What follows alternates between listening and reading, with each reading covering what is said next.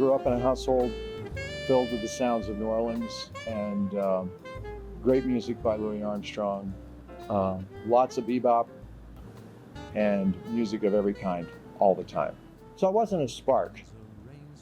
It was a constant reality. I was always going to be a horn player. I was born to be a horn player. Some people just know who they are. Never wanted anything else so desperately, and still do. My dad had the album An Electrifying Evening with the Dizzy Gillespie Quintet recorded live at the Metropolitan Museum of Modern Art. It was electrifying. I was very lucky. I was able to work and have gigs and perform for people right away.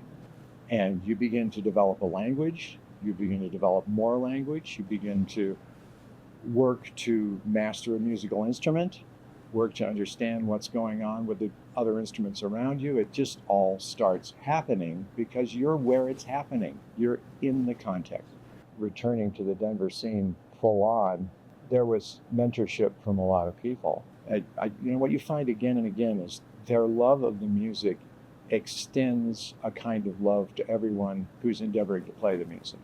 Once I was at the PEC, at El Chapultepec, speaking of privileges, my gosh, I got to lead the house band there 4 nights a week for 4 years. And I got to play with just a cavalcade of brilliant world-class musicians. Jerry Krantz was a very unique individual.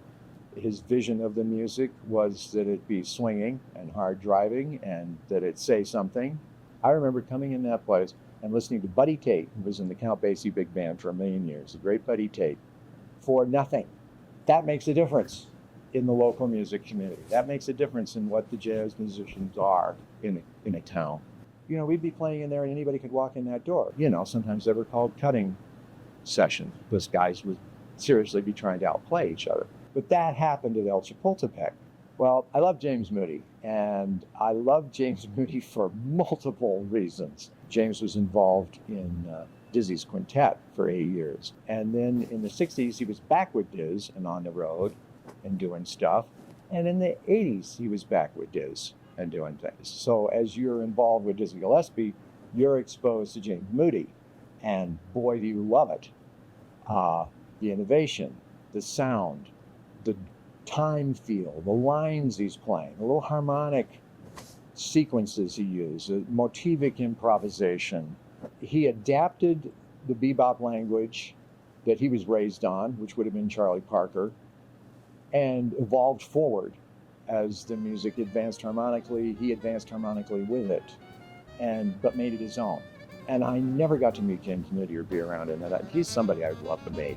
He's never playing in a way that he isn't expressing himself. This language of jazz, when it is well spoken, is the heart and soul of this artist reaching the heart and soul of this listener. It is humanity embracing humanity. It's pure love. His contribution is huge to anybody who had ears to hear.